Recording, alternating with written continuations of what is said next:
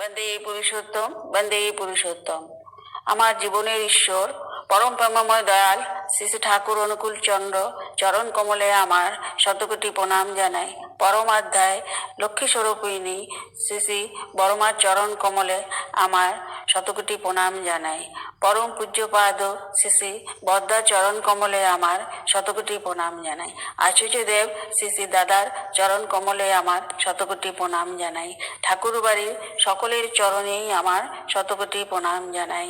যারা শুনছেন বা শুনবেন উপস্থিত এবং শ্রদ্ধেয় গুরুজন, দাদা মায়েদের, ঋত্বিক দাদাদের, যাজক দাদাদের এবং বিশিষ্ট ব্যক্তিবর্গ, ধর্ম আলোচক এবং ধর্ম সম্বন্ধে যারা ঠাকুরের সান্নিধ্যে আছেন, সেই নানা যে সংগ্রহ করছেন এবং গবেষণাও করছেন, সেই লেখক গায়ক সকলকে আমার যথাযোগ্য স্থানে প্রণাম, নমস্কার, শ্রদ্ধা, ভালোবাসা, জয়গুরু জানাই।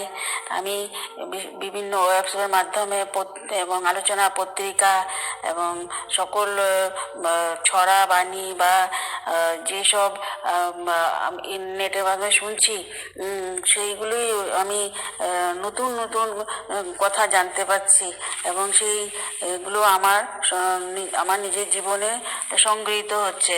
কত অজানা কথা শুনে আমি উদ্ভূত অনুপ্রাণিত হচ্ছি এবং যদিও ব্যক্তিগতভাবে আমার ভাষা প্রকাশ করার মতো সে নাই, ভাষা নাই বলার, তো ভুল হতেও পারে, সেজন্য মাফ করবেন। তো কেননা এখানে কত উচ্চ সাধক বৃন্দরাও আছে বা ঠাকুরের সাথে থাকা সেই সময়ের কত দিব্য জীবনীর আলাপ আলোচনা ওনারা করছেন, সেগুলো আমরা জানতে পারি। এই জন্যই যেগুলো আমি জানি সেগুলোই আপনাদের মাঝখানে আমি বলতে চাই। যদি আমার এই প্রয়াসটা সফল হয় তাহলে আমার নিজের খুব আনন্দ হবে এবং যদি ভুল টুল হয় আমার বলে দিবেন। তো এখানে আমি শ্রদ্ধেয় অমূল্য মাইতিদা লিখেছিলেন যে ঠাকুরের কথাতে যে ঠাকুর বলছিলেন যে আমরা অনেক সময় কষ্ট, দুঃখ, যন্ত্রণা পাই, হ্যাঁ, তো কখনো কখনো সেটা সুখেরও হয়। তো ব্রহ্মবাদী যারা, ওরা সেই দুঃখ, কষ্ট, যন্ত্রণাকে অক্লেশে ঈশ্বরের আশীর্বাদ মনে করে নিশ্চিত নির্বোধ হয়ে থাকে ওনারা। তো কিন্তু আমরা সাধারণত মানুষরা সেই দুঃখ, কষ্ট, যন্ত্রণা পেলে খুবই মানে অধীর হয়ে পড়ি এবং আমরা তো অন্যের জন্য দুঃখ কষ্ট করতেও চাই না। কিন্তু ঠাকুর বলেছেন যে নিজে যেরকম বাড়তে হবে অন্যকেও বাড়াতে হবে। তো আমার পারিপার্শ্বিক সবার জন্যই আমাদের অনেক সময় দুঃখ কষ্ট যন্ত্রণা হতেও পারে। তো সেই জন্য সেটার ভিতরে আনন্দ আছে।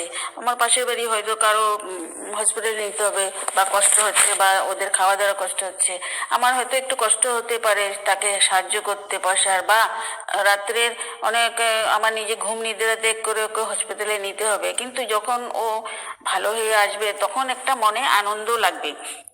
তো এটাই বলছেন যে এখানে ঠাকুর এক জায়গায় একটা দৃষ্টান্ত দিয়েছিলেন যে মা সন্তানের জন্য রোগশয্যার পাশে রাতে পর রাত বিনিদ্র হয়ে ক্ষুধা তৃষ্ণা ভুলে ব্যক্তিগত সুখ স্বাচ্ছন্দ্য বিচ্ছন্দ দিয়ে সর্বদা সেবা নিরত হয়ে থাকে এবং যখন পরম মঙ্গলময় ঈশ্বরের কাছেও তার স্বস্তি, আরোগ্য, মঙ্গল কামনা করে প্রহর গুনেন। তো সেই সন্তান যখন ক্রমে সুস্থ হয়ে ওঠে তখন তিনি আনন্দে উদ্ভাসিত হয়ে ওঠেন। সেই কষ্ট, চরম যন্ত্রণার মধ্যে দিয়ে যে সুখ হয়, হ্যাঁ, সেটা বড়ই সুখ, বড়ই আনন্দের। তাই আমরা প্রিয়জনের জন্য এরকমই কষ্ট বরণ করতে হবে, দ্বিধা করতে পারবো না। কারণ না, আমাদের প্রিয় হলো ইষ্ট গুরু, ওনার জন্যও আমরা এইভাবে দুঃখ কষ্টের ভিতর দিয়ে হলেও ওনাকে ডেকে যেতে হবে। তখনই আমরা একটি গভীর সুখ বা আনন্দ লাভ করব। তো ঠাকুর এখানে বলছেন যে আমরা হৃদয়ের যোগ স্বীকার করি না, কিন্তু অন্যের বেলা বলি অন্যকে দুঃখেতে আমরা আনন্দ পাই, হাসি, কিন্তু সেটা ভালো না। তো সেই জন্যই স্বার্থের নিরিখে অনেক সময় আমাদের আপনজনও পর হয়ে যায় অথবা তাদের আমরাই পর করে দিই। তো আমরা স্বার্থপরের মধ্যে শুধু মাত্র নিজের বাঁচার জন্য পৃথিবীতে কেউ আসে না, শুধু নিজে বাঁচবার মধ্যে কোনো গৌরবও নেই। ঠাকুর সেটাই বলছেন, সবাইকে নিয়েই বাঁচতে হয়, কাউকে বাদ দিয়ে আমরা বাঁচতে পারি না। অন্যকে বাদ দিয়ে শুধু নিজের সুখ স্বাচ্ছন্দ্য চিন্তা করে বেঁচে থাকা, সে তো স্বার্থপরের মতোই বাঁচা। পরম ব্রহ্মময় শ্রী ঠাকুর বললেন, তুমি ঠিক জেনো যে তুমি তোমার তোমার নিজের পরিবারের, দশের এবং দেশের বর্তমান ও ভবিষ্যতের জন্য দায়ী। তুমি সেই দায়িত্ব অস্বীকার করতে পারো না, কারণ আমরা প্রত্যেকেই পরিবার, পরিজন, প্রতিবেশী, সমাজ সবার কাছেই ঋণী। আমরা পরস্পরের সহানুভূতি, সহযোগিতা, প্রীতির বন্ধনে আবদ্ধ। তাই সুখে দুঃখে, বিপদে আপদে আমরা পরস্পরের পাশে এসে দাঁড়াই, পরস্পরের জন্য সাহায্যের হাত বাড়িয়ে দিই। ঠাকুর সেটাই বলছেন যে নিজে বেঁচে অন্যকেও বাঁচানোর জন্য, সেটাই ধর্ম। তো এখানে আমি এক আলোচনায় পড়েছিলাম যে দাদা যাচ্ছেন ট্রেনে ট্রেনে করে রওনা হলেন, মানে সেই ট্রেন হলো যোধপুর এক্সপ্রেস। উনি আসবেন কোচবিহারে, থাকেন বদরপুর। তো কোচবিহারে ওনার বোনের মেয়ের বিয়ে। তো ওখানে উনি ওনার ভাইকে ফোনে বলে দিলেন যে আমি এরকম যোধপুরের ট্রেনে রওনা হয়েছি। সেই ট্রেনটি বিকালে 4টা আসার কথা, কিন্তু ও 1 ঘন্টা পরে ঘরে না পৌঁছানোর জন্য ওনার দাদার বাবা অস্থির হয়ে পড়লেন। স্টেশনে খবর নিলেন, কোচবিহার স্টেশনে, বলছে যে ওই ট্রেন তো পার হয়ে গেছে। ওনাদের চিন্তা বেড়ে গেলো, ফোনও সুইচ অফ। ফলে কী হলো, চারিদিকে তখন এরকম বোঝা যায় যে অনেক সময় ট্রেনে কিছু খাইয়ে দিয়ে অজ্ঞান হয়ে ওরা অন্য জায়গায় চলে যায়, এরকম হলো নাকি ওদের মনে একটা অন্য কিছু চিন্তা আসতে লাগলো। তো সে এর মধ্যে অনেকবার ট্রাই করলেন ফোনে, তখন এরপরে ওরা পুলিশ, জিআরপি, সিআরপি ওদেরকে খবর দিলেন, স্টেশনেরও খবর দিলেন এবং গুয়াহাটিতেও খবর নিলেন, যেখানে ট্রেনটি যাবে সব স্টেশনে খবর নিলেন এবং চারিদিকে খবর দিলেন যদি এরকম কেউ পড়ে স্টেশনে পড়ে আছে বা ট্রেনে আছে খবর দিতে। তো 2 দিন এরকম চলছে, কোনো খবর নাই। কিন্তু ওনাদের চিন্তা, কেননা ওনার বোনের মেয়ের বিয়ে এদিকে, এই মানে চিন্তার ভিতরেও সে মানে ভাগ্নি বলছে আমি বিয়ে করবো না মামা না আসা পর্যন্ত, কিন্তু উপায় নেই, লগ্নও চলে যাবে। যাই হোক, এইভাবে ওনাদের চিন্তার মধ্যে চারিদিকে খবরের মধ্যে কোনো খবর পাচ্ছেন না। তো হঠাৎ ওনারা বললেন না দেওঘরে খবর দেওয়া হোক। তো ওনারা সেই ফোন টোন করে দেওঘরে সিসি দাদার চরণে সেইটা নিবেদন করা হলো।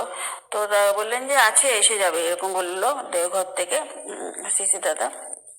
ঠিকই তারপরে ফোনে বাড়িতে ফোন আসলো যে হ্যাঁ ওকে পাওয়া গেছে।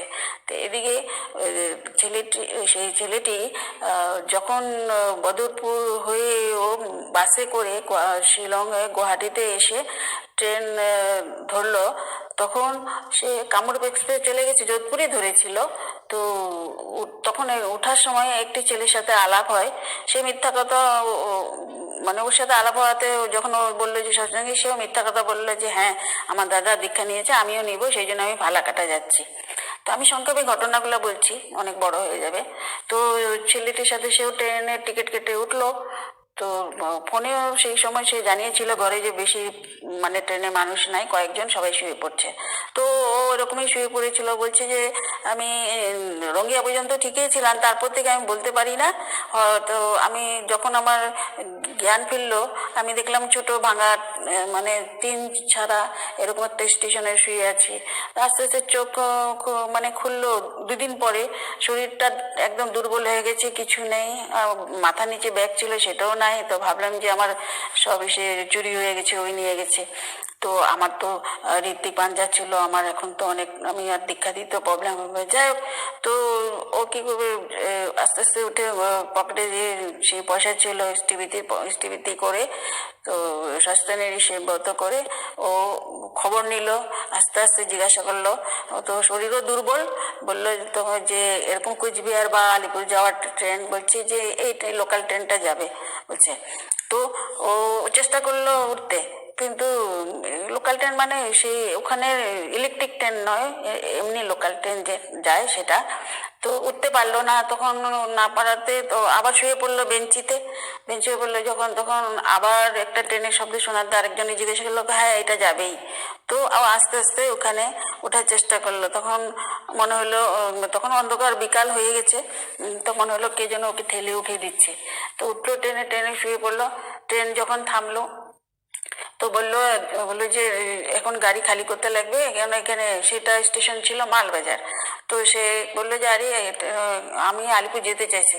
তো বলছে না আপনি পাবেন পরের দিন সকালে যাবে। তো কি করব, স্টেশনে ভিতরে ঢুকে শুয়ে থাকলো। পরের দিন সকালেও একজন বয়স্ক এসে বললো যে আপনি আলিপুর যাবেন না, যান যান ট্রেন ছাড়বে। তো আস্তে আস্তে পরে ও কোনো রকমে ট্রেনে উঠলো, আলিপুরে নামলো। নামার পরে কয়েকজন অটোওয়ালাকে বললো, কেউ যেতে রাজি হলো না। তো একটা অটোওয়ালা আসলো, অটো উস্কো উস্কো চেহারা কেমন হয়ে গেছে। তো ওই ড্রাইভারই আস্তে আস্তে ওনার আলিপুরে ওনার শ্বশুর বাড়ি আবার। তো ঠিকানা দিয়ে দিলেন, ওই শ্বশুরবাড়ির বাড়ির সামনে থামালো। তো পকেটে ছিল কিছু, যেটা যা বললেন ভাড়া দিলেন, উনি ধরে ভিতরে নিয়ে গেলেন। তো ওনার এরকম চেহারা দেখে বাড়ির সবাই আনন্দ হয়েছে, কিন্তু উনি দুর্বল হয়ে গেছেন, ওখানে থাকলেন। পরে ওনার বাবাকেও খবর দেওয়া হলো কোচবিহারে। ওনার বাবা সবাই পুলিশ টুলিশ যাখানে এখানে খবর দেওয়া হয়েছিল সবাইকে বলে দিলেন ছেলে ফিরে এসেছে। তো এইভাবে ওনারাও এর মাঝে বাড়িতে যে যেন ঘুরে আসে সে মেয়ের বাড়িতে